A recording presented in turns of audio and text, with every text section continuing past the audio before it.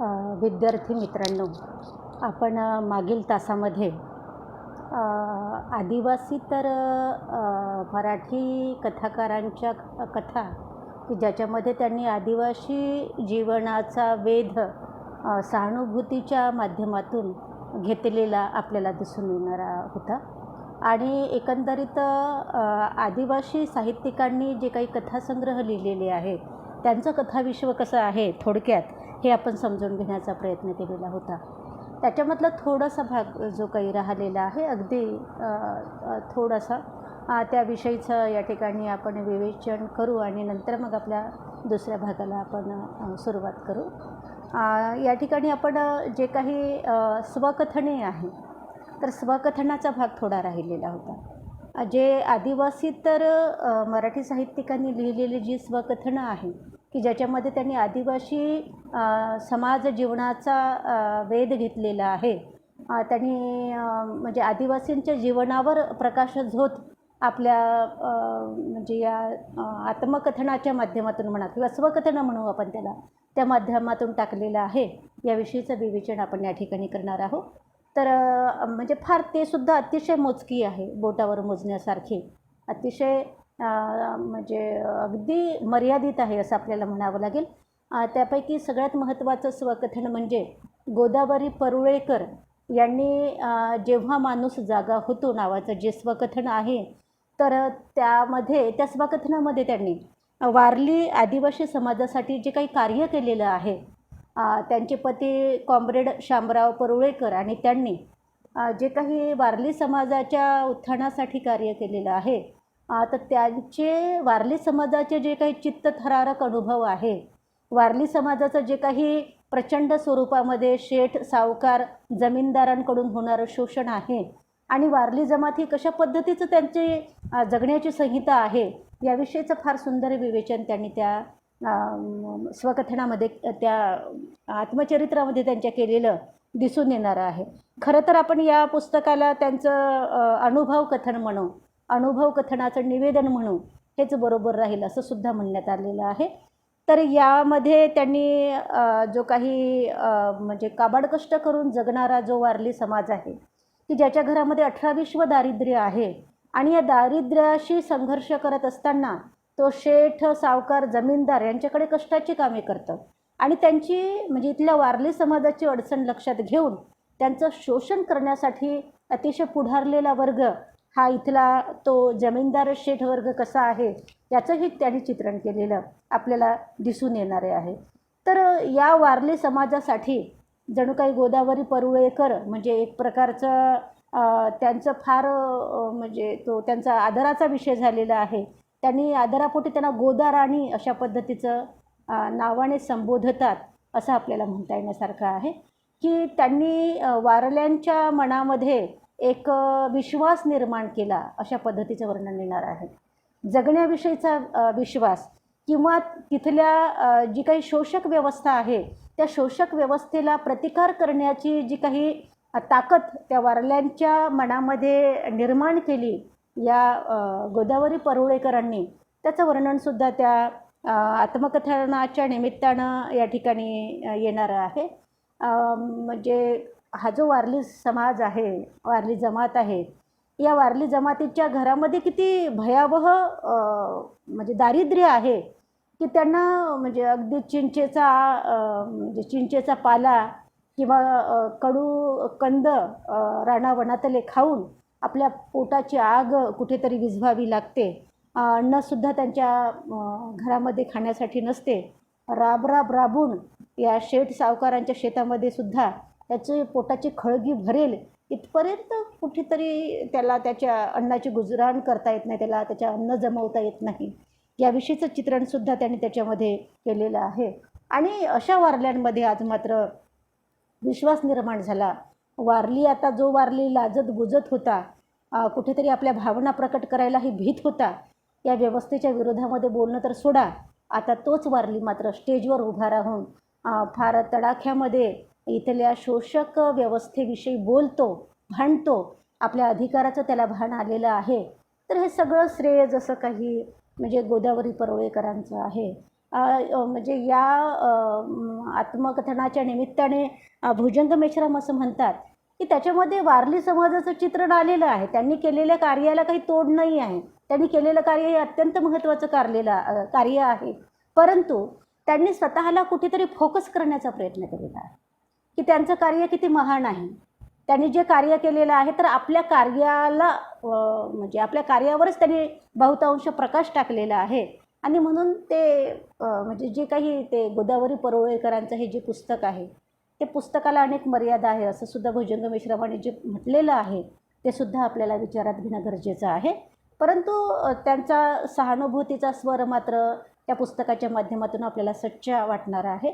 तुम्ही जर ते पुस्तक वाचलं तरीही तुमच्या ते लक्षात येईल. स्वतःच्या म्हणजे आत्मस्तुती ज्याला म्हणू ती मर्यादा त्या पुस्तकाला असेल, परंतु तरी देखील ते पुस्तक महत्त्वाचं आहे असं आपल्याला म्हणता येण्यासारखं आहे.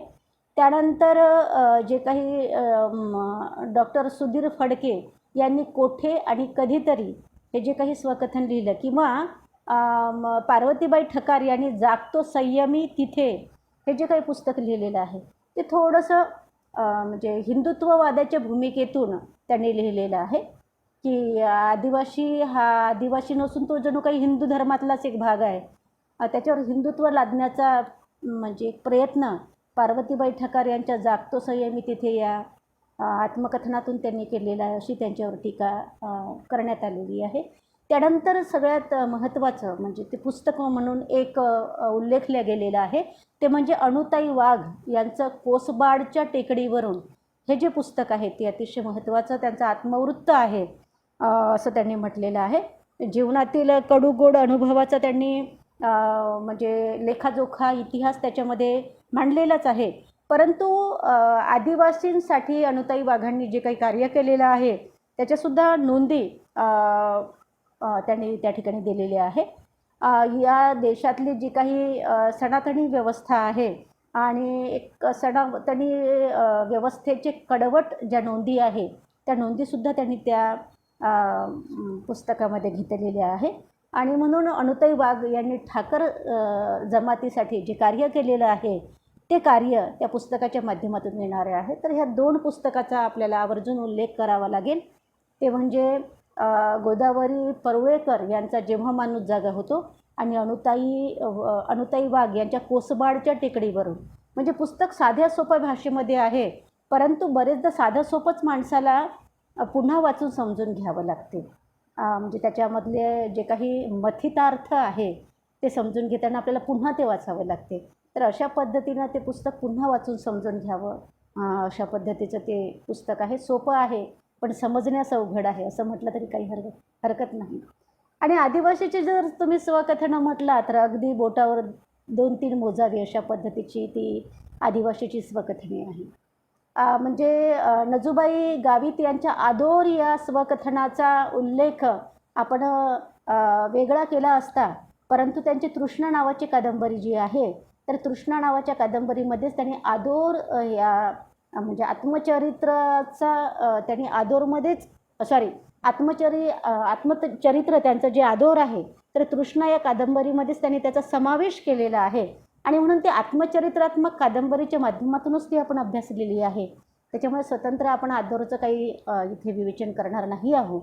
परंतु त्यानंतर आपण असं बघतो की जे म्हणजे एक महत्त्वाचं स्वकथन आहे बाबाराव मडावी यांचं जे स्वकथन आहे आकांत नावाचं स्वकथन, ते अतिशय महत्त्वाचं स्वकथन आहे की संपूर्ण हयात बाबाराव मडावींनी आदिवासी समाजाच्या उत्थानासाठी आदिवासी समाजामध्ये परिवर्तन व्हावं, समाज बदलावा यासाठी खर्ची घातलेलं आहे असं आपल्याला दिसून येणार आहे. तर एक अत्यंत म्हणजे बाबाराव मडावीचं जे व्यक्तिमत्व आहे, एक स्वकथनकार, एक कवी, एक साहित्यिक आणि एक सच्चा कार्यकर्ता म्हणून त्यांची ओळख संपूर्ण विदर्भात आहे, महाराष्ट्रात आहे असं आपल्याला म्हणावं लागेल.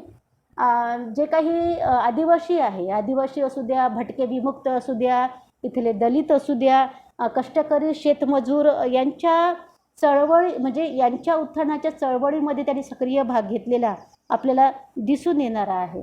हे जे काही स्वकथन त्यांनी लिहिलेलं आहे तर या स्वकथनामध्ये त्यांनी स्वतःच्या कौटुंबिक जीवनाचा वेध तर घेतलेलाच आहे, की स्वतःचं कौटुंबिक जीवन आपलं जगणं हे किती खडतर होतं. आदिवासी समाजातला एक म्हणजे माणूस म्हणून त्याच्या वाट्याला जे काही दुःख आलेलं आहे, समाजाकडून त्यांना जे कडवट अनुभव आलेले आहे, तर याचंही सुद्धा चित्रण त्यांनी केलेलं आहे. स्वतःच्या आईवडिलाचं, बहीण भावाचं, कौटुंबिक परिस्थितीचं चित्र ज्या पद्धतीने त्यांनी समरसून केलेलं आहे, त्याच पद्धतीने त्यांनी समाज जीवनाला सुद्धा आपलं दुसरं कुटुंब मानलेलं आहे. आणि समाज जीवनासाठी त्यांनी खाल्लेल्या खस्ता, समाज जीवनाचा उत्थानासाठी त्यांनी केलेले प्रयत्न, मग सभा, मोर्चे, मेळावे असू द्या किंवा आदिवासीचे जे काही आदिवासी बहुल भाग आहे, त्या भागाला भेटी देणं, आदिवासीच्या समस्या समजून घेणं, त्यांचे प्रश्न समजून घेणं, त्याचे निवेदन स्वरूपामध्ये पुढे ते गाऱ्हाणे मांडणं, किंवा मग त्यांच्या उपाय म्हणजे आदिवासींच्या प्रश्नाच्या उपाययोजनेच्या संदर्भात आपल्याला काही करता येईल का, याविषयीची धडपड करणं, हा संपूर्ण त्यांच्या आयुष्याचा लेखाजोखा आकांत या स्वकथनामध्ये बाबाराव मडावीच्या आलेल्या आपल्याला दिसून येणारा आहे. एक व्रतस्थ वाटसरूचा तो इतिहास आहे, त्यांच्या स्वकथनाचा इतिहास आहे, असंही आपल्याला म्हणता येण्यासारखं आहे. त्या स्वकथनामध्ये त्यांनी असं म्हटलेलं आहे की किती घाव सोसू, मला आता बंड करून पुढे जायचे आहे, आंदोलन करीत राहायचे आहे, मी आयुष्यभर लढत राहीन. तर आयुष्यभर लढत राहण्याची ही जी काही उर्मी आहे, आयुष्यभर लढत राहण्याची ही जी काही महत्त्वाकांक्षा आहे, हे त्यांच्या आत्मकथनातून अतिशय म्हणजे अतिशय उर्मीने पुढे येणारी ती गोष्ट आहे. म्हणजे आपल्याला लक्षात घ्यावं लागेल की बाबाराव मडावी यांच्या म्हणजे ते काय म्हणू आपण त्याला, की ते हार्टची पेशंट आहे, हृदयविकाराचा एक म्हणजे येऊन गेलेला आहे त्यांना धक्का, आणि बायपास सर्जरीसुद्धा त्यांची मला वाटते झालेली आहे. एक वाल त्यांचा नाही आहे असं म्हटलं जातं, पण तरी हा माणूस एका वालवर जगत फार महत्त्वाचं म्हणजे त्यांचं भरघोस योगदान आहे आदिवासी चळवळीमध्ये, असं आपल्याला म्हणता येण्यासारखं आहे. एक आंबेडकरी विचारधारा मांडणारा हा साहित्यिक, कुठेतरी आदिवासी आणि आंबेडकरी समाज हा एकाच नेण्याचे दोन पैलू असा मानणारा जो म्हणजे आमचा बाबाराव मडावी आहे, तर त्यांचं कार्य फार महत्त्वाचं कार्य आहे असं आपल्याला त्या दृष्टिकोनातून म्हणता येण्यासारखं आहे. त्याच्यानंतर फक्त उल्लेख आहे बंद दरवाजा नावाचं जे रामराजे आत्राम यांचं पुस्तक आहे, त्याचा उल्लेख आहे. आणि आता आपल्याला अभ्यासक्रमाला जे आहे पुस्तक प्रकाश चव्हाण याचं उदयी नावाचं पुस्तक जे आहे, खऱ्या अर्थानं तो उदयी हा जो शब्द आहे, तर मूळ शब्द तो उधळी असा शब्द आहे, त्याला उदयी अशा बोलीभाषेतून तो समोर मांडलेला आहे. हासेपारधी जमातीचं दुःख, त्याच्या वेदना त्या स्वकथनातून मांडण्याचा प्रयत्न केलेला आहे. तो आपण समोर सविस्तरपणे ते पुस्तक समजून घेत असताना ते सगळं काही बघूच, परंतु ही पार्श्वभूमी बघणं आपल्याला या ठिकाणी अतिशय गरजेचं होतं. वैचारिक लेखन किंवा समीक्षा लेखन काय आहे आदिवासी समाजाचा हा काही एवढा खोलवर, कारण ते ललित लेखनामधला काही प्रकार नाही आहे, भाग नाही आहे, म्हणून ते काही खोलवर पाहणं आपल्याला गरजेचं नाही.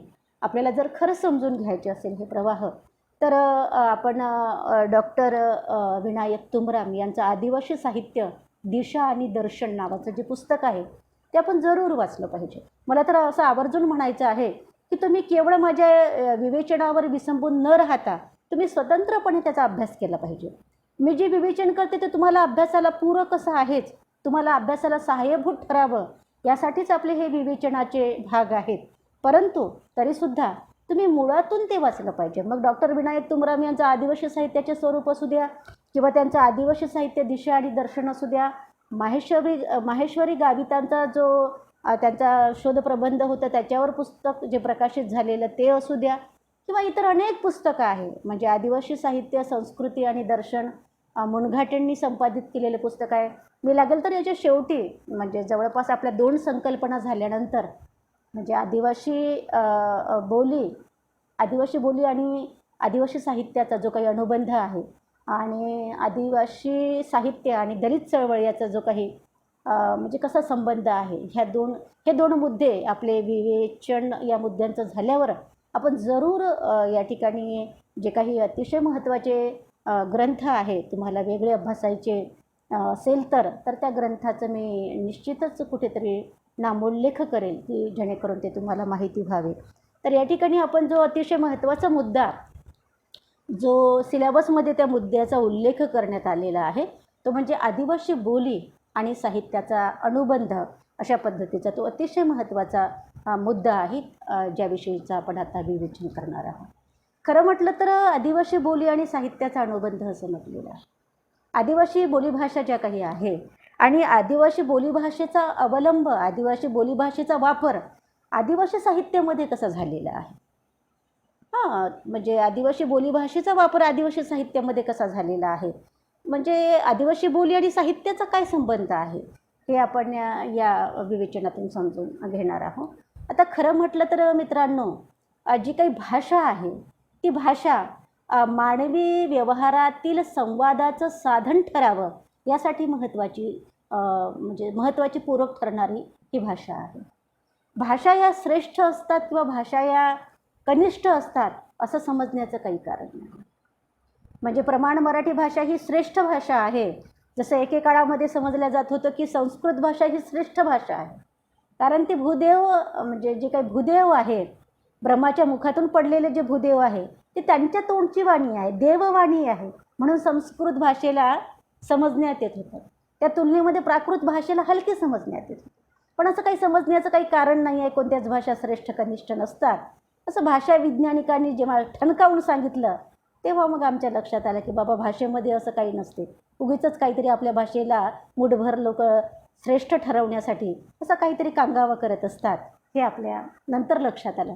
तर आतासुद्धा आपण असं बघतो की काही ग्रामीण भागातल्या लोकांचा असा एक न्यूनगंड असतो की शहरातले लोक खूप छान बोलतात, शुद्ध मराठी बोलतात, आणि आम्हाला तसं शुद्ध मराठी बोलता येत नाही, म्हणजे आम्ही खूपच गावंढळ आहोत, आम्ही खूपच अडाणी आहोत, असा काहीतरी गैरसमज त्यांचा असतो. खरं तर त्यांची भाषा फार समृद्ध असते, त्यांची भाषा ही फार विलक्षण लवचिक भाषा असते आणि त्यांच्या भाषेमध्ये बोललेलं आपल्याला चटकन कळतं. आणि बरेचदा प्रमाण भाषा फार कठीण करून आम्ही सांगतो, प्रमाण भाषा आम्ही फार कठीण करून सांगतो आणि प्रमाण भाषेतून कठीण कठीण शब्द वापरायचे आणि मग बोलीभाषेमध्ये त्याचा अर्थ सांगायचा, हे सुद्धा एक वेगळी पद्धत आम्ही अनुसरतो. तर अशा पद्धतीनं बाबा प्रमाण भाषा श्रेष्ठ आहे आणि बोलीभाषा कनिष्ठ आहे असंही समजण्याचं काही कारण नाही आहे. जे यशवंतराव चव्हाण होते, महाराष्ट्राचे पहिले मुख्यमंत्री, त्यांनी असं म्हटलेलं होतं की जोपर्यंत बोलीभाषा ह्या ज्ञानभाषा होणार नाही तोपर्यंत मराठी भाषेचा विकास होऊ शकणार नाही, की आमच्या बोलीभाषा ह्या ज्ञानभाषा झाल्या पाहिजे, तोपर्यंत बाबा मराठी भाषेचं म्हणा किंवा काही म्हणा काही खरं नाही. तर आपण या ठिकाणी असं बघतो की म्हणजे आता जे काही जे आता सांगितलेलं आहे भाषा वैज्ञानिकांनी की प्रमाण भाषासुद्धा या बोलीभाषेचीच एक रूप आहे, तेव्हा आम्हाला कळलेलं आहे की अरे प्रमाण भाषासुद्धा बोलीभाषेचीच रूप आहे. मग आता आमचा भाषेकडे बघण्याचा दृष्टिकोन थोडा शिथिल झालेला आहे, थोडा शिथिल झालेला आहे, फारसा मी म्हणत नाही या ठिकाणी, थोडा शिथिल झालेला आहे, एवढं मात्र या ठिकाणी आवर्जून म्हणता येण्यासारखं आहे. एका परिसंवादामध्ये मला वाटतं बाळाभाऊ कडसकर छान बोलले होते भाषेवर. त्यांनी असं म्हटलं होतं की आम्ही खेड्यामध्ये म्हणजे शिकणारी मुलं मग शहरामध्ये शिकायला गेलो, आम्ही खेड्यामध्ये असंच बोलत होतो, मले तुले याले त्याले. मग शहरामध्ये आल्यावर माहीत झालं की असे मले तुले म्हणायचं नसते बाबा, मग काय म्हणायचं असते, मला तुला, ठीक आहे. मग नंतर पात्र फारच विपर्यस्त झाला त्याचा, मलाचं माला झालं, मला असं नको, मला तसं नको, हे म्हणजे फारच घसरगुंडीवर काम आलं.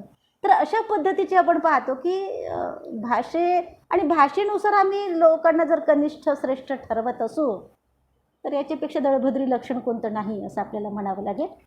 तर या भाषेच्या संदर्भामध्ये जे अतिशय महत्त्वाचं विवेचन आपल्याला या ठिकाणी बघायचं आहे ते आपण असं म्हणू की जी काही आदिवासी साहित्याशी निगडीत असलेली आदिवासींची बोलीभाषा आहे.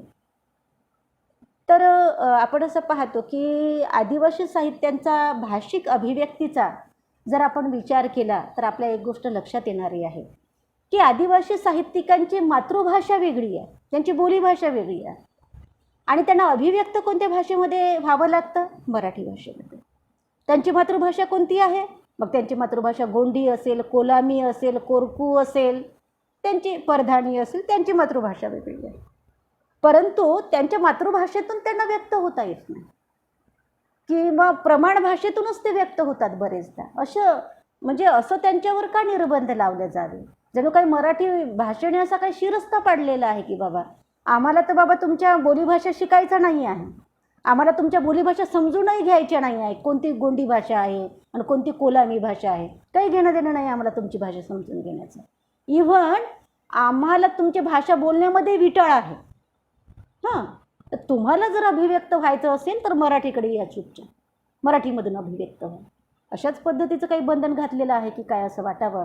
तर अशा पद्धतीचे संभ्रम आदिवासी साहित्यिकांच्या मनामध्ये सुद्धा निर्माण झालेले आपल्याला दिसून येणारे आहे. आणि म्हणून जे काही भुजंग मेश्रामांचं जे वक्तव्य आहे ते अतिशय महत्त्वाचं वक्तव्य आहे. या बोलीभाषेच्या संदर्भामध्ये भुजंग मेश्राम असं म्हणतात की आमच्या आदिवासी समाजाला मातृभाषेशिवाय मराठीत म्हणजे मराठीत लिहावे लागावे हे म्हणजे ही खऱ्या अर्थानं म्हणजे भारतीय साहित्याची अगतिकतेचे लक्षण म्हणावे की प्रबळ भाषेचे रक्षण म्हणावे. तर काहीही म्हणा, ते आदिवासी लेखकांना अनेक भाषेमध्ये लिहावे लागणार आहे.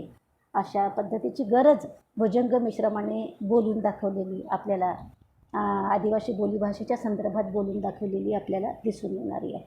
त्याच्यावर सक्ती होती आहे. म्हणजे एकीकडे आदिवासी त्याच्या मातृभाषेमध्ये बोलतो आहे आणि अभिव्यक्त मात्र मराठी भाषेमध्ये त्याला व्हावे लागत आहे. तर हे भारतीय साहित्याच्या अगतिकतेचं लक्षण म्हणायचं की प्रबळ भाषेचं रक्षण म्हणायचं, अशा पद्धतीचा सवाल त्याने उभा केलेला आहे. आणि भुजंग मेश्रामाचे सवाल हे अतिशय गोळीबंद आणि अतिशय फटकारे मारणारे त्यांचे सवाल असतात. इतकं सहजासहजी उत्तर या व्यवस्थेला, या साहित्याला देता येत नाही.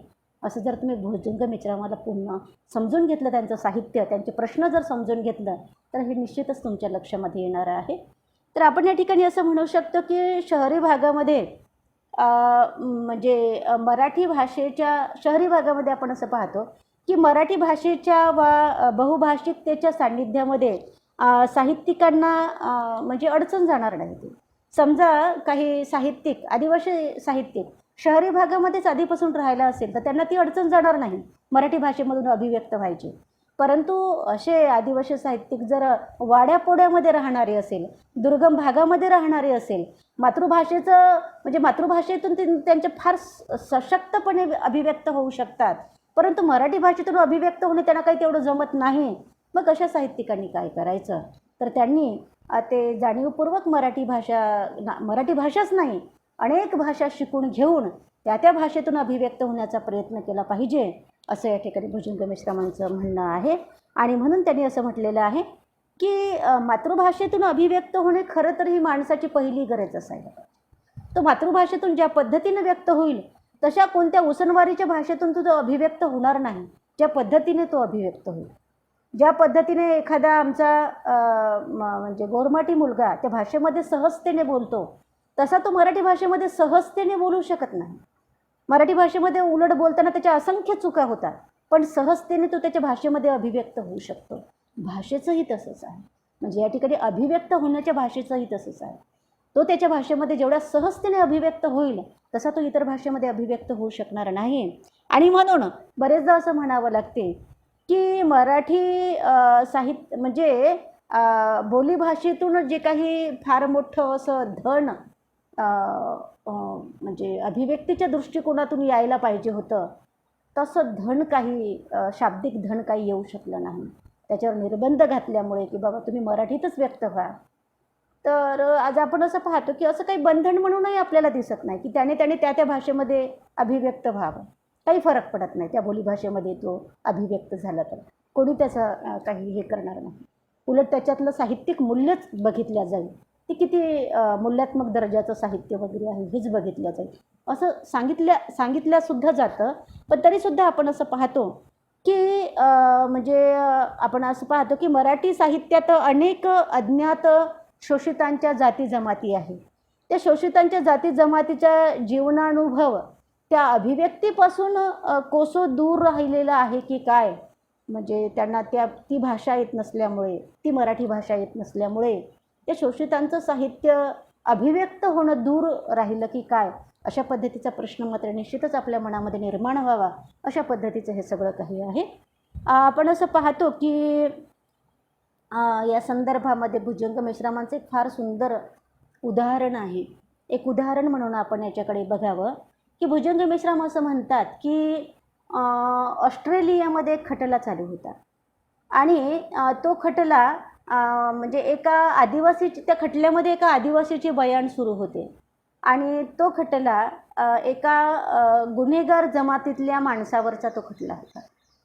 आणि तो गुन्हेगार ज्याला समजल्या गेलेला आहे तो माणूस त्याच्या भाषेमध्ये म्हणत होता की मी गुन्हेगार नाही, मी गुन्हा केला नाही. पण तो त्या आदिवासी जमातीचा तो एकमेव माणूस होता की त्याला त्याची ती आदिवासी भाषा येत होती. ऑस्ट्रेलियातला माणूस, आदिवासी माणूस, ज्याच्यावर गुन्हेगारीचा खटला चालतो आणि तो त्याच्या भाषेमध्ये पोटतिडकीनं सांगतो की मी गुन्हेगार नाही आहे, मला जरी गुन्हेगार जमात ठरवण्यात आलेलं असलं तरी. परंतु तो काय म्हणतो हे त्याच्याशिवाय कोणालाच माहिती नाही. त्या जमातीच्या, आदिवासी जमातीचा तो केवळ एकमेव साक्षीदार आहे. शेवटी काय झालं, त्याच्यावरचा गुन्हा हा सिद्ध झाला. त्याचं काही म्हणणं कोणाला काही समजलं नाही, पटलं नाही आणि त्याच्यामुळे त्याला गुन्हेगार ठरवून त्याला फाशीची शिक्षा झाली, त्याला मृत्यूची शिक्षा झाली. भुजंग मिश्राम म्हणतात की त्याच्याबरोबर त्याच्या भाषेलासुद्धा फासावर देण्यात आलं. त्याची भाषासुद्धा म्हणजे त्याच्या भाषेचासुद्धा मृत्यू झाला त्याच्यासोबत. म्हणजे अशा पद्धतीनं सहज भाषा मृत्यूचं प्रमाण कसं झपाट्यानं घडत आहे हे सांगण्याचा त्या उदाहरणामागचा उद्देश असं आपल्याला म्हणावं लागेल. गणेश देवीने जे काही भाषिक म्हणजे संदर्भ दिलेले आहेत की बोलीभाषेचं प्रमाण किती झपाट्यानं कमी होत आहे हे मात्र आपण आवर्जून समजून घ्यावं, अशा पद्धतीचे ते संदर्भ आहे. गणेश देवी यांनी असं म्हटलेलं आहे की 1961 जी जनगणना झाली त्या जनगणनेमध्ये 1652 मातृभाषांची यादी देण्यात आलेली होती. परंतु त्यानंतर 1971 10 वर्षानंतर जेव्हा ती यादी देण्यात आली तेव्हा फक्त 109 मातृभाषेची म्हणजे 109 भाषाच फक्त देण्यात आल्या. मग फक्त 109 भाषा देण्यात आल्या. 10 वर्षापूर्वी 1652 भाषा देण्यात आलेल्या होत्या. मग त्यांनी एवढ्या भाषा गेल्या कुठे, म्हणजे जवळपास 1500 भाषा गेल्या कुठे जवळपास. तर त्यांनी असं म्हटलेलं आहे की प्रत्येक मातृभाषा काही पूर्णतः भाषा नसते आणि म्हणून म्हणजे मातृभाषेचा उल्लेख जरी केलेला असला तरी प्रत्येक भाषा ही मातृभाषा ठरवल्या गेलेली नाही आहे शासनाकडून.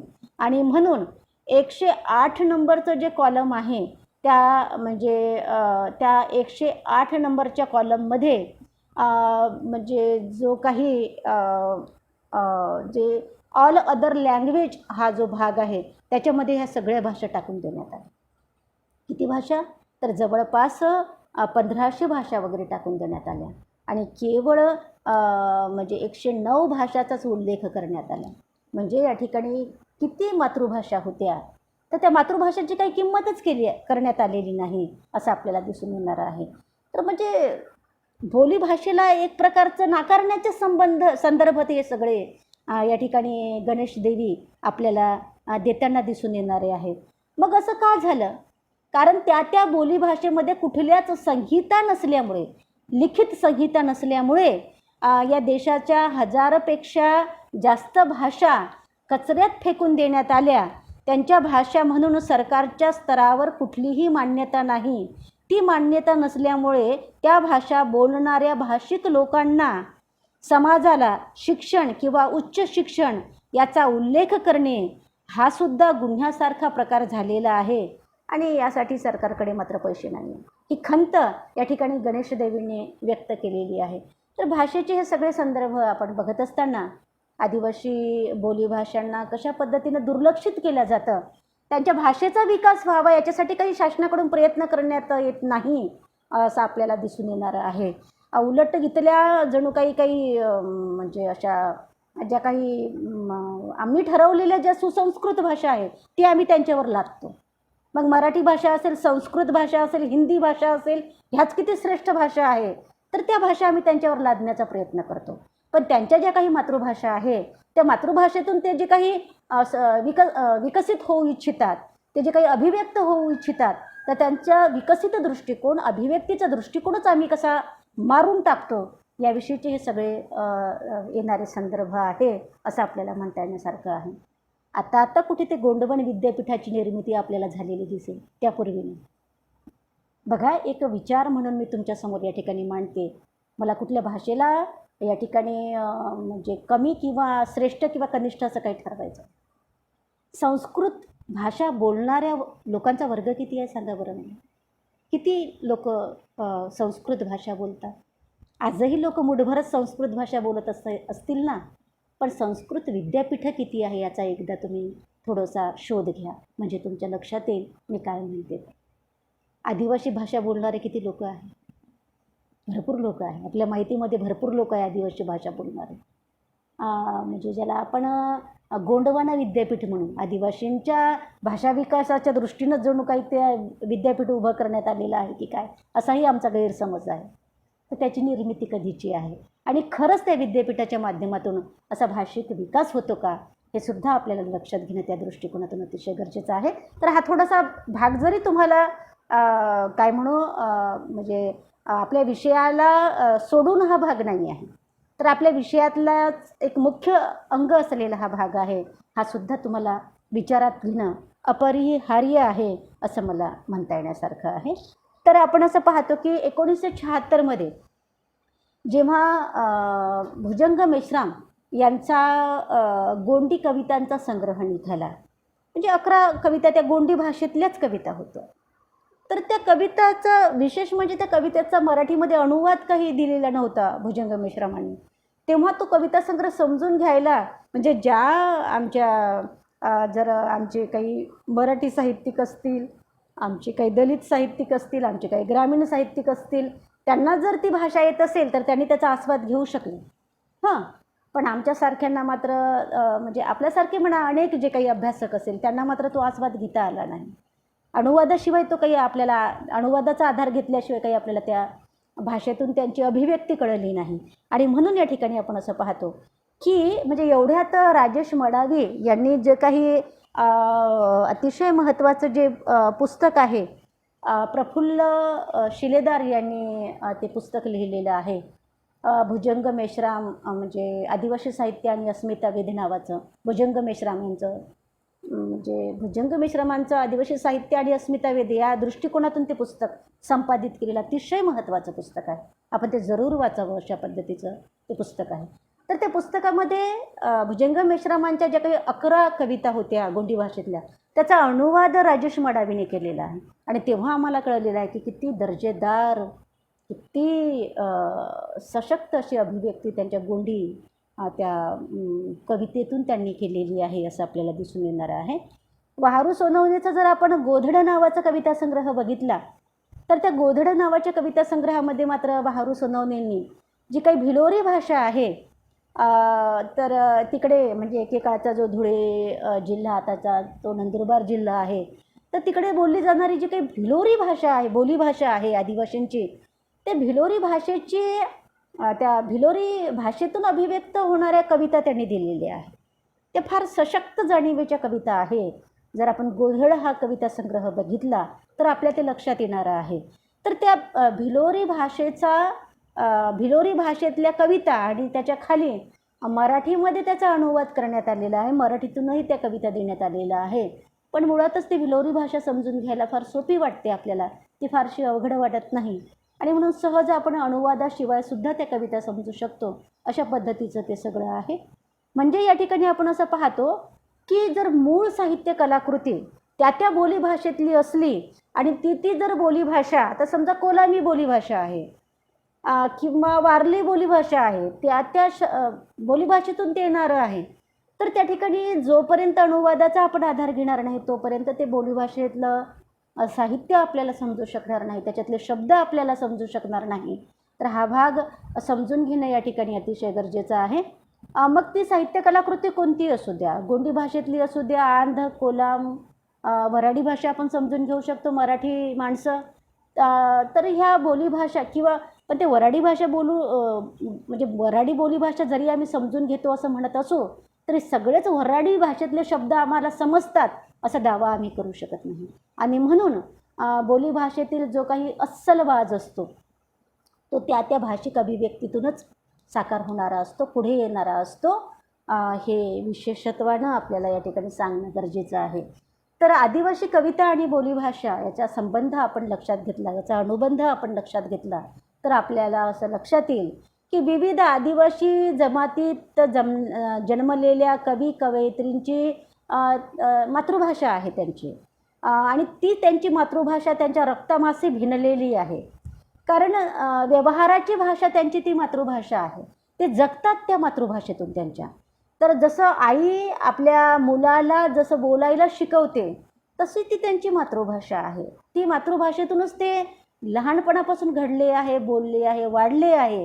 आणि म्हणून या ठिकाणी आपण असं पाहतो की भुजंग मेश्रामासारखा अपवादाने एखादा कवी असू शकतो की ज्या कवीला 5, 6, 7, 8 बोलीभाषा येतात. अनेक भाषांवर त्याचं प्रभुत्व असलेला एखादा अपवाद म्हणून आपल्याला भुजंग मेश्राम दिसेल. परंतु काही कवी असे आहे की ते त्यांच्या बोलीभाषेतूनच चांगल्या पद्धतीने अभिव्यक्त होऊ शकतात. तिथे मात्र फार मोठी गोची होणारी असते त्या कवीची, त्या कथाकाराची, असं आपल्याला म्हणता येण्यासारखं आहे. तर भुजंग मेश्राम यांची गोंडी, परधाणी, गोरमाटी, कोलामी, झाडी, व्हर्राडी, बंबईया हिंदी या ज्या काही बोलीभाषा आहे त्या बोलीभाषेचा आपल्याला आपण मागे जे काही आत्तापर्यंत जे विवेचन केलेलं आहे तर भाषिक अंगाने ते सुद्धा झालेलं आहे. तर या ठिकाणी तसे काही बरेचसे संदर्भ आपल्या या विवेचनामध्ये सुद्धा येणारे आहे. वाहरू सोनावणेंची भिलोरी बोलीभाषा असू द्या, चामूलाल राठवा यांची देहवाली बोली असू द्या, या व्यतिरिक्त तडवी भाषा आहे, बंबईया बोलीभाषा आहे. याचा अवलंबसुद्धा कवीने म्हणजे कवितेतून अभिव्यक्त होत असताना केलेली आपल्याला दिसून येणार आहे. भुजंग मेश्राम यांच्या आदिवासी कवितामधला म्हणजे अनेक गोंडी भाषेतले शब्द येणारे आहेत. जसं हाटूम आहे. हाटूम हा गोंडी भाषेतील शब्द आहे, त्याचा मराठीमध्ये अर्थ होतो बाजार. त्यानंतर बटवडा हा शब्द आहे, त्याचा मराठी अर्थ होतो मजुरी. तर तडमी असा शब्द आहे, त्याचा अर्थ होतो आग.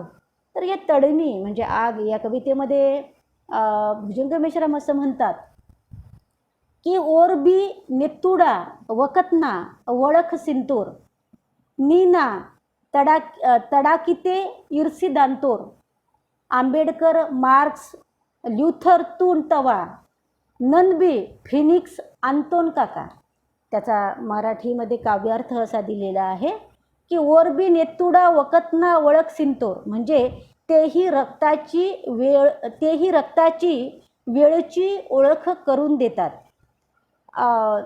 नीना तडाकिते इर्सी दांतोर आणि माझ्या हृदयात ठेवून जातात. आंबेडकर मार्क्स ल्युथरतून तवा, आंबेडकर मार्क्स ल्युथर तेव्हा, ननबी फिनिक्स आंतोन काका, मी सुद्धा फिनिक्स होतोय काका. तर अशा पद्धतीनं ही जी काही गोंडी भाषा आहे ती गोंडी भाषा अत्यंत समृद्ध, अत्यंत गोड वाटणारी भाषा आहे असं आपल्याला म्हणता येण्यासारखं आहे. उलगुलान हा जो कविता संग्रह आहे भुजंग मेश्रामांचा, त्या उलगुलान या कविता संग्रहामध्ये सुद्धा गोंडी भाषेतल्या काही कविता येणाऱ्या आहे असं आपल्याला दिसून येते. त्याचं विवेचन मी फारसं करणार नाही. तुम्हाला गोंडी म्हणजे उलगुलान तुम्ही वाचायला पाहिजे, त्याच्यामध्ये कोणत्या गोंडी कविता आलेल्या आहे हे आपण त्या दृष्टीनं समजून घ्यायला पाहिजे, म्हणजे अजून तुम्हाला याच्यामध्ये भर टाकण्यात येईल. त्याच्यानंतर भुजंग मेश्रामांनी परधाणी बोलीचा सुद्धा वापर आपल्या कविता करत असताना केलेला आहे.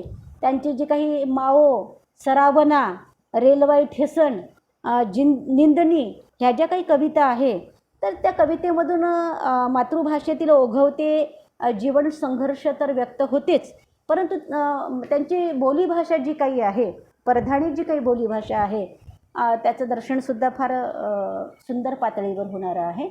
त्यांची जी काही सरावना नावाची कविता आहे त्या सरावना नावाच्या कवितेमध्ये त्या परधाणी भाषेचा वापर करत असताना भुजंग मेश्राम असं म्हणतात की पोरग शाळेत जाते बोंबलू बोंबलू तरीगी थिले निन्नाचा मोठा अप्रूक परवा बाजारात महागेल गवताचा भारा ठेत्याच घेईन कारी कारी पाटी, पोरग पाटीवर काढल सिवार, इळ्यावानी धरल लेकन, न म्हणल तुह मारवती गाणं, तू छप्पर फोडून देजोगा, फकस्त फोडू नको जो माही पाटी सरावना. तर त्याच्यामध्ये येणारे जे शब्द आहे शारे, अप्रूप, लेखन, फकस्त, ते अत्यंत सुलभ व प्रवाही परधानी बोलीतून ही कविता थेट संवादी होताना आपल्याला दिसून येणारी आहे. त्यानंतर बहारू सोनवणे यांचा जो काही गोधड हा कविता संग्रह आहे, तर त्या गोधड या कविता संग्रहामध्ये त्याने जे काही तिथे राहणारा जो काही आदिवासी समाज आहे, भिलोरी असेल, मावची असेल, तर भिलोरी भाषामधल्या भिलोरी बोलीभाषेतल्या कवितेचा परिचय त्यांनी त्या गोधडमधून करून दिलेला आहे. काही भिलोरी शब्दसुद्धा त्यांनी त्याचा वापर केलेला आहे, जसं खावटी आहे म्हणजे मजुरीचा धान्य वाटा, त्यानंतर बायतीन बाई आहे म्हणजे बाळंतीण बाई, त्यानंतर ढगडा ढगडीची चिंता म्हणजे म्हातारा म्हातारीची चिंता, त्यानंतर मा पहिली लढाई आपणीच म्हणजे आई, पहिली लढाई आपलीच. तर अशा काही महत्त्वपूर्ण त्यांची शब्दशैली आहे असं आपल्याला म्हणावं लागेल. काही त्यांच्या भाषेतले काही शब्द आहे असं आपल्याला म्हणावं लागेल. त्यांच्या एका कवितेमध्ये, भिलोरी भाषेतील कवितेमध्ये त्याची फार सुंदर अभिव्यक्ती आहे. तर भाकर नावाची जी कविता आहे, तर त्या कवितेमध्ये असं म्हणतात, तो मुलगा आईला म्हणतो की मा भाकर देव, काय नहा बेटा रांधणी नहा, मग रांधतव भूक लागली सन, सकाळला बी काय न रांधणी, नार्यांनी माहीत नार्याला भाकरी रांधी देणी, तू कहा नाही रांधी देणी न मा. ही परधाणी वा भिलोरी बोलीभाषा समजायला फारशी कठीण वाटत नाही.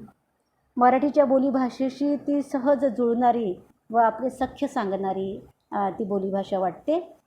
माझी सनद कुठे गेली ह्याचा काही चामोलाल राठवा यांचा कविता संग्रह आहे. त्या कविता संग्रहामध्ये सुद्धा त्यांनी देहवाली जी बोलीभाषा आहे, त्या बोलीभाषेमध्ये त्यांनी आपल्या कविता सादर केलेल्या आहे.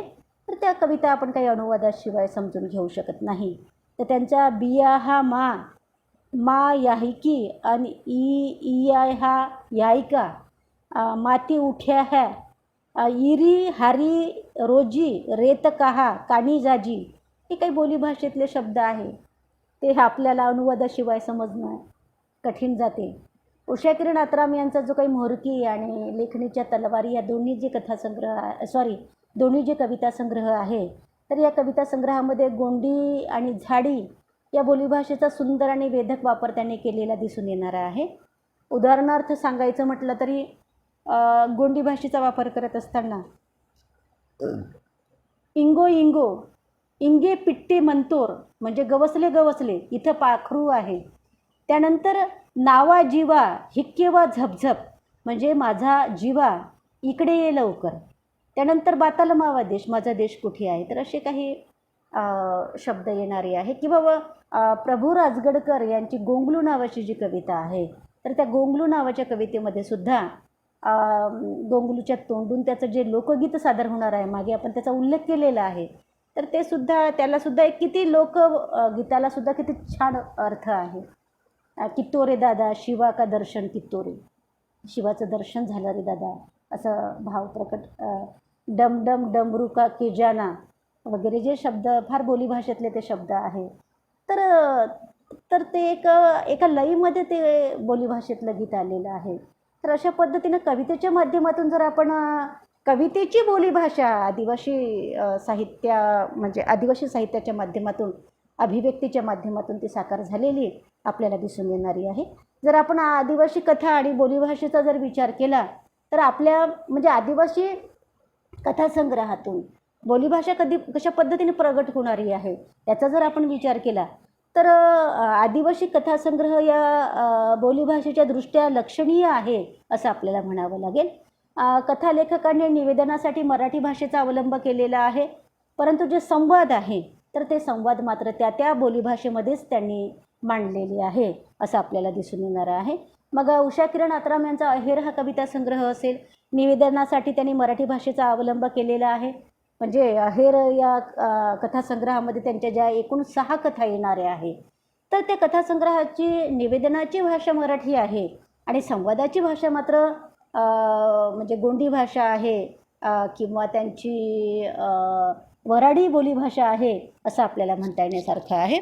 त्याच्यामध्ये काही शब्द येणारे आहे, गोंडी शब्द येणारे आहे त्या साहित्य कलाकृतीमध्ये किंवा त्या कथांमध्ये येणारे काही गोंडी शब्द आहे. जसं मोट्यारीण हा शब्द आहे. मोट्यारीण शब्दाचा अर्थ आहे गोकुलातील प्रमुख स्त्री. मुखीय हा शब्द आहे, त्याचा अर्थ आहे समाज प्रमुख. शिंगाशिंगी म्हणजे मातापिता, वंशवृद्धी करणारी देवता म्हणून. त्यानंतर निरोसा हिरोसा मुलीच्या गटातील प्रमुख. त्यानंतर संगी म्हणजे मेहुणा. त्यानंतर चेलिक म्हणजे गोकुलातील प्रमुख गुरु. त्यानंतर गोटुल ज्याला आपण युवागृह असं म्हणतो. पाटा म्हणजे गीत. त्यानंतर मार्मिंग म्हणजे विवाह. सल्लेगारा म्हणजे सूर्यचंद्र. त्यानंतर गोंडी सण उत्सव आहे, रीतिरिवाजांना अनुसरून येणारी लोकगीते आहे किंवा मग त्यांची काही प्रतिमा प्रतीकं असेल. हाडांचा पहाड, फाटक्या ढोलासारखा, घुबडासारखे डोळे, नागफणीसारखा काटा, आगीतील निखाऱ्यासारखे पळस फुले, सनकाडीसारखा देह, पिकल्या निंबोणीसारखी गोरीपान, रानबोक्यासारखी भेदक नजर. हे निसर्ग प्रकृतीच्या आदिम प्रतिमासुद्धा म्हणजे त्या बोलीभाषेतून व्यक्त होणाऱ्या सशक्त प्रतिमा आहे असं आपल्याला म्हणता येण्यासारखं आहे. त्या बोलीभाषेतून व्यक्त होणाऱ्या म्हणीसुद्धा तेवढं सशक्त आहे. जसं हातचं गेलं घोडं अन गद्याले म्हणशील ऐक माझं थोडं. लोकाले सांगे इखवाद अन आपण खाये दही भात. तसेच सरड्याची धाव कुंपणापर्यंत, गोंडाची अक्कल गांडीमध्ये. तर अशा अनेक लोकम्हणी, प्रचलित वाक्प्रयोगाचा विचार देखील लेखिका कशी चपखलपणे करते हे जर आपण अहेर हा कथासंग्रह उषाकिरणी आत्राम यांचा बघितलं तर आपल्या लक्षात येणार आहे. त्यानंतर सर्व आणि ताडम नावाचे कथासंग्रह जे आहे, तर त्या कथासंग्रहाची सुद्धा निवेदनाची भाषा ही मराठी भाषा आहे, संवाद बोली भाषेतले आहे आणि ते अतिशय अर्थपूर्ण आणि आशयघन अशा पद्धतीचे संवाद आहे.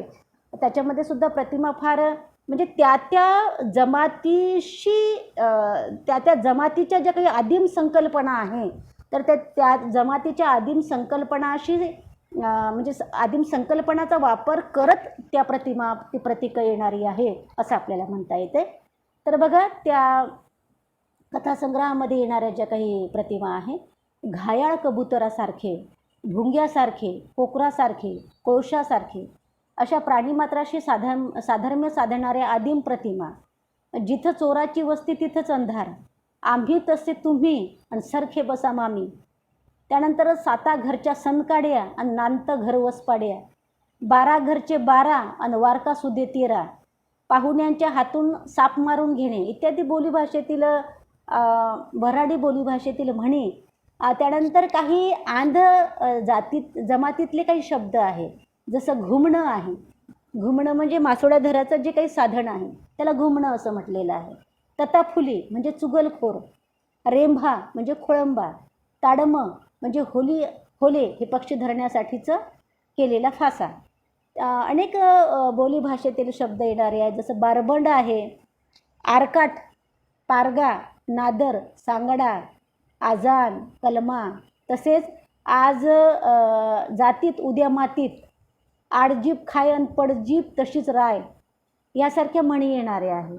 शंकेचं मऊळ, मासोळ्या सांगडे, पाखरावाणी, आठवणीच्या वावटळी, माणसाळलेले खळं इत्यादी वेदक प्रतिमासुद्धा त्यांच्या जमातीशी, त्यांच्या जगण्याशी एकात्म पावलेले आपल्याला दिसून येणारे आहे. त्यानंतर नवसा भिलणीचा येलगार हा जो काही कथासंग्रह आहे, तर या कथांच्या निवेदनाची भाषा देखील प्रमाण मराठी आहे आणि संवाद भिलोरी भाषेतलेही येणारे आहेत.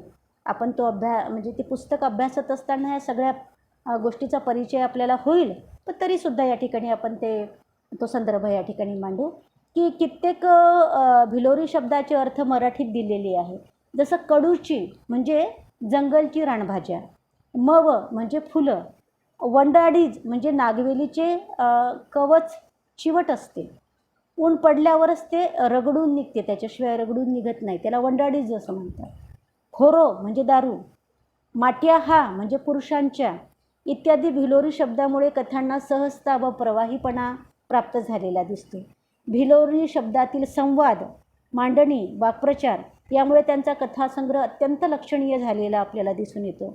त्यांच्या मी हेरना नदीसय या कथेत शिवा कारभारी उभा राहून सर्वांना म्हणतो, पंचलोक पोरणा बाप आपण झगडा म्हणजे देज ठरवतो, आपण झगडा घेतो, पण पोर वागणी नाही तर पोराना बापापासून रुपयाला रुपया लिसूत, काय लोकासव काय लोकसव, पोरणा बाप तुम्हाला मान्य सई का, सर्व मान्य म्हणून साख म्हणजे दारू जमिनीवर पाडतात.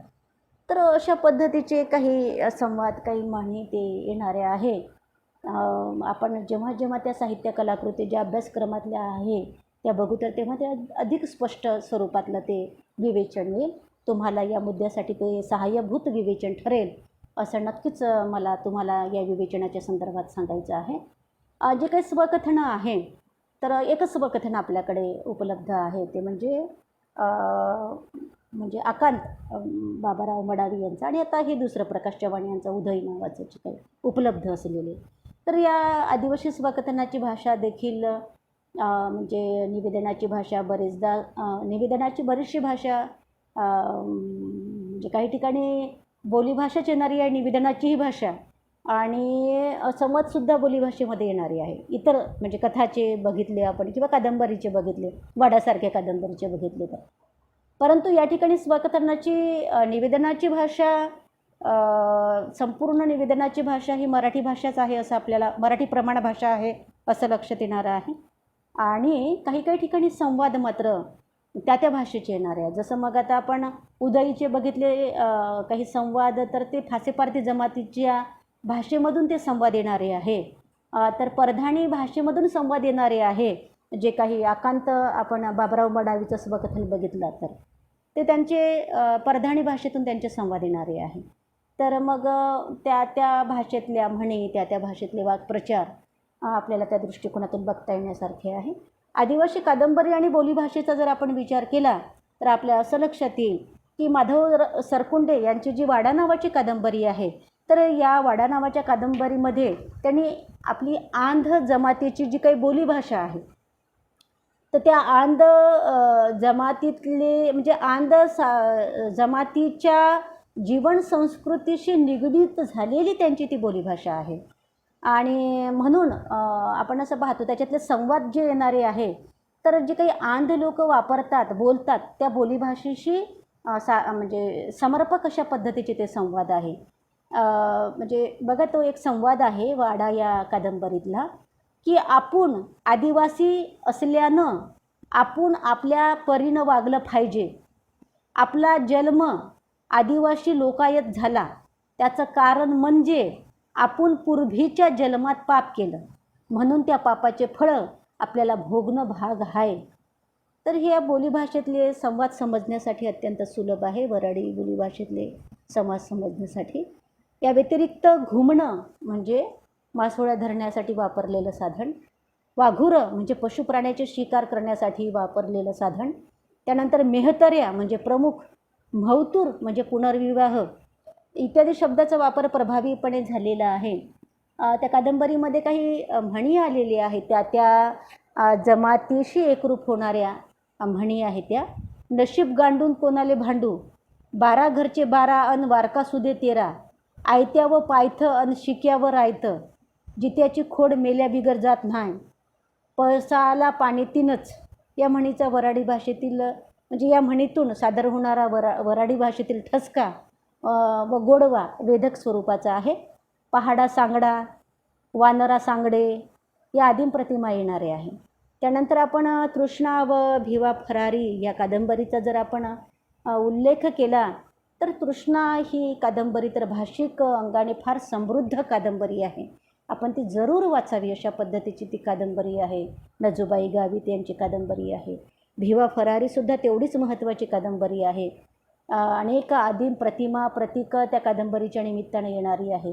त्यांची भिलोरी भाषा ही किती समृद्ध भाषा आहे हे त्या कादंबरीतून आपल्याला कळणारे आहे. त्यांचे लोकगीतं, त्यांच्या लोकपरंपरा याचं दर्शनसुद्धा त्या कादंबरीच्या माध्यमातून आपल्याला होणारं आहे. त्यांची भिलोरी भाषेतले संवाद हे फार गोड वाटतात कानाला, असंही आपल्याला म्हणता येण्यासारखं आहे. तर यांची संवाद या तृष्णा आणि हे जे काही भिवा फरारी नावाचा जी कादंबरी आहे, तर त्यांचं म्हणजे निवेदन हे मराठी भाषेतलं आहे आणि संवाद भिलोरी भाषेतले आहे असं आपल्याला म्हणता येण्यासारखं आहे. त्यामुळे ती साहित्य कलाकृती अजूनच जिवंत ओघवती झालेली आहे. काही ठिकाणी मराठी भाषेतले संवाद येणारे दिसतात. जसं आजा बाबानं आपली भुकेनं तडफडणारी माणसं जीवाची पर्वा न करता पोचली होती तीच वाट धरून मी कसा जाणार आहे, त्याची कामगिरी मी कसा विसरू ग आया. तर असे काही मराठी भाषेतूनही काही मराठी बोलीभाषेतून सुद्धा काही संवाद येणारे आहे असं आपल्याला म्हणता येईल. काही भिलोरी शब्द आहे, जसं डोसा म्हणजे म्हातारा, फुई म्हणजे आत्या, मामी म्हणजे फुई म्हणजे आत्या किंवा मामी, जरा म्हणजे ताप, उधी म्हणजे वाळवी. तर असे अनेक काही शब्द येणारे आहे.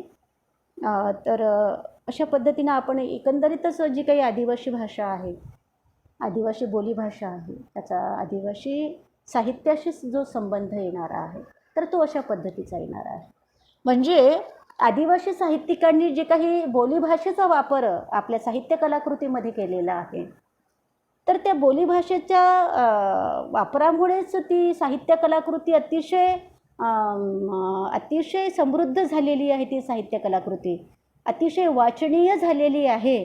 त्या बोलीभाषेमुळेच ती लक्षवेधी ठरलेली साहित्य कलाकृती आहे असंही आपल्याला म्हणायचं काही भाग नाही आहे. कारण आशय हा साहित्य कलाकृतीचा महत्त्वाचा असतो. आशयासोबत त्या बोलीभाषेला देखील तेवढंच महत्त्व असते. तर या दोन्हीही गोष्टीचा विचार आपण या ठिकाणी करण्याचा प्रयत्न केलेला आहे. थोडक्यात आपण याचं विवेचन करण्याचा प्रयत्न केलेला आहे.